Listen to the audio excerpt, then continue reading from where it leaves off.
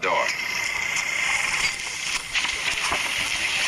That you have wronged me doth appear in this. You have condemned and noted Lucius Pella for taking bribes here of the Sardians.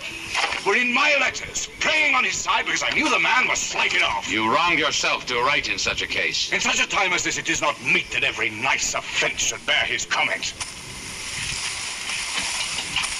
Let me tell you, Cassius, you yourself are much condemned to have an itching palm to sell and march your offices for gold to undeservers. I, an itching palm? You know that you are Brutus who speaks this, or by the gods, this speech where else you'll last. The name of Cassius honors this corruption, and chastisement doth therefore hide his head. Chastisement? Remember March. The Ides of March, remember. Did not great Julius bleed for justice' sake? What shall one of us that struck the foremost man of all this world contaminate our fingers with base bribes and sell the mighty space of our large honors for so much trash as may be grasped thus? I'd rather be a dog and bay the moon than such a Roman. Brutus, bait not me, I'll not endure it. You forget yourself to hedge me in. I'm a soldier, I. Older in practice, abler than yourself to make conditions. Go to, you are not. I am. I say you are not. Urge me no more. I shall forget myself. Have mind upon your health. Tempt me no farther. Away, slight man. Is possible? Hear me, for I will speak. Must I give way in room to your rash choler? Shall I be frighted when a madman stares? Ye gods, must I endure all this? All this I more. Fret till your proud heart break. Go show your slaves how choleric you are and make your bondmen tremble. Must I budge? Must I observe you? Must I stand and crouch under your testy humor? By the gods, you shall digest the venom of your spleen, though it do split you. For from this day forth, I'll use you for my mirth, yea, my laughter when you are wasping. Is it come to this? You say you are a better soldier. Let it appear so. Make your vaunting true, and it shall please me well. For mine own part, I shall be glad to learn of noble men. You wrong me every way. You wrong me, Brutus. I said an elder soldier, not a better. Did I say better? If you did, I care not. When Caesar lived, he durst not thus have moved me. Peace, peace. You durst not so have tempted him. I durst not. No. What? Durst not tempt him? For your life, you durst not. Do not presume too much upon my love. I may do that I shall be sorry for. You have done that you should be sorry for. I did send to you for gold to pay my legions, which you denied me. Was that done like Cassius? Should I have answered Caius Cassius so? When Marcus Brutus grows so covetous to lock such rascal counters from his friends, be ready, gods, with all your thunderbolts. Dash him to pieces. I denied you not. You did. I did not. He was but a fool that brought my answer back. Brutus hath rived my heart.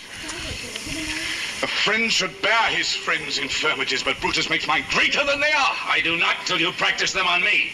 You love me not. I do not like your faults. A friendly eye could never see such faults. A flatterer's would not, though they do appear as huge as high Olympus. Come, Antony and young Octavius, come. Revenge yourselves alone on Cassius, for Cassius is a weary of the world.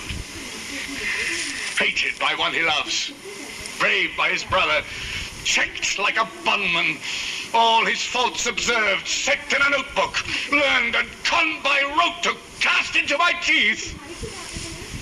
Oh, I could weep my spirit from my eyes.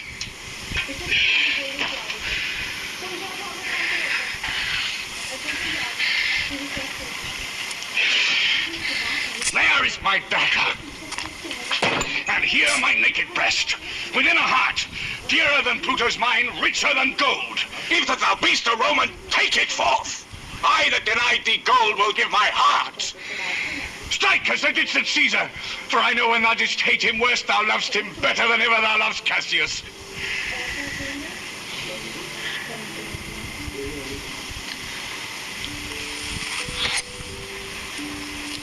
Sheathe thy dagger.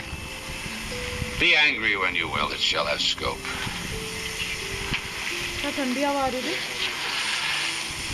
Oh, Cassius. Wow. You are yoked with a lamb that carries anger as the flint bears fire. Who much enforced shows a hasty spark, and straight is cold again.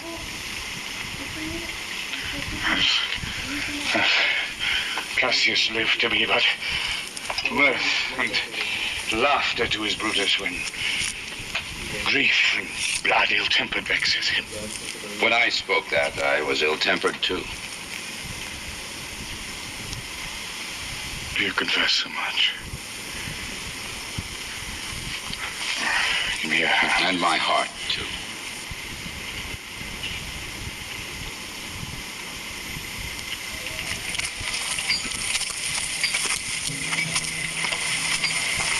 Julius and Titinius, bid the commanders prepare to lodge their companies tonight. And come yourselves and bring Messala with you immediately to us. Lucius, a bowl of wine.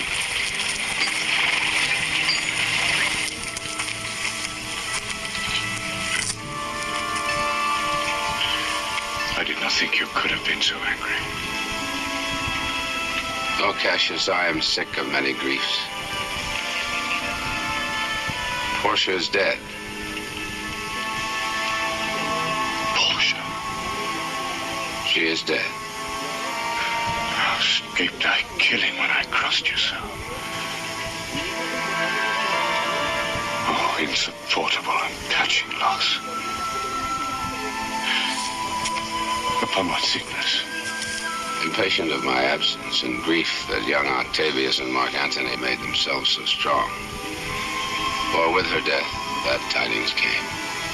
With this she fell distract, and her attendants absent. Swallowed fire. And died. So. Even so. Oh, ye immortal gods. Speak no more of her. Give me a bowl of wine.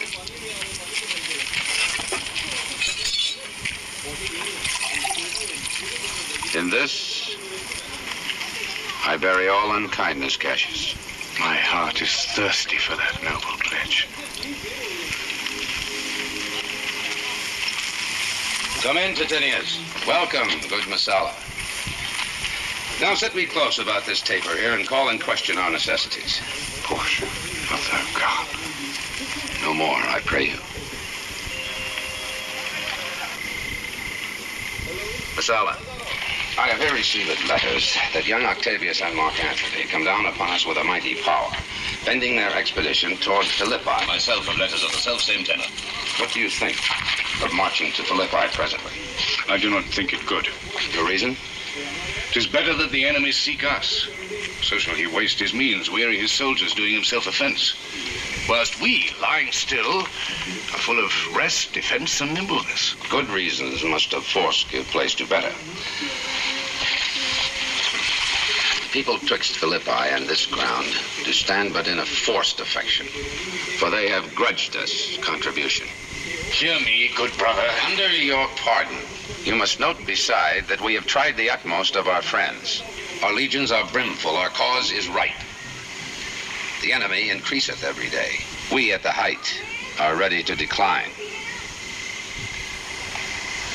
There is a tide in the affairs of men which, taken at the flood, leads on to fortune.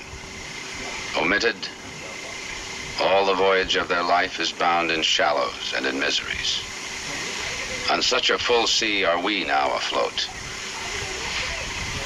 And we must take the current when it serves, or lose our ventures.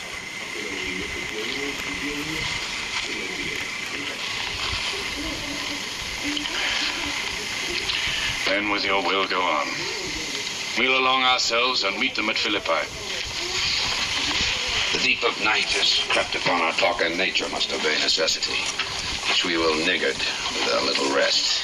There is no more to say? No more. Good night. Early tomorrow will we rise and hence. Lucius, my gown. Farewell, good Messala. Good night, Titinius. Noble Cassius. Good night, and good repose. Oh, my dear brother, this was an ill beginning of the night. Never come such division between our souls. But did not, Brutus? Everything is well. Good night, my lord. Good night, good brother. Good night, Lord. Farewell, everyone.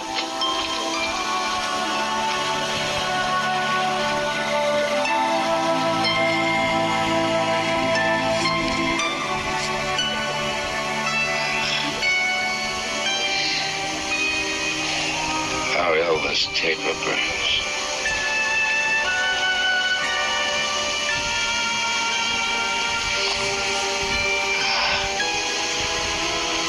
Who comes here? I think it is the weakness of mine eyes that shapes this monstrous apparition.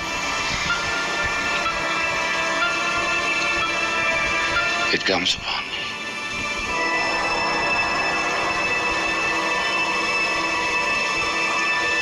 Art thou anything? Art thou some god, some angel, or some devil that makes my blood cold and my hair to stare? Speak to me what thou art. Thy evil spirit, Brutus. Why comest thou? To tell thee thou shalt see me at Philippi. Oh, then I shall see thee again. Aye, at Philippi.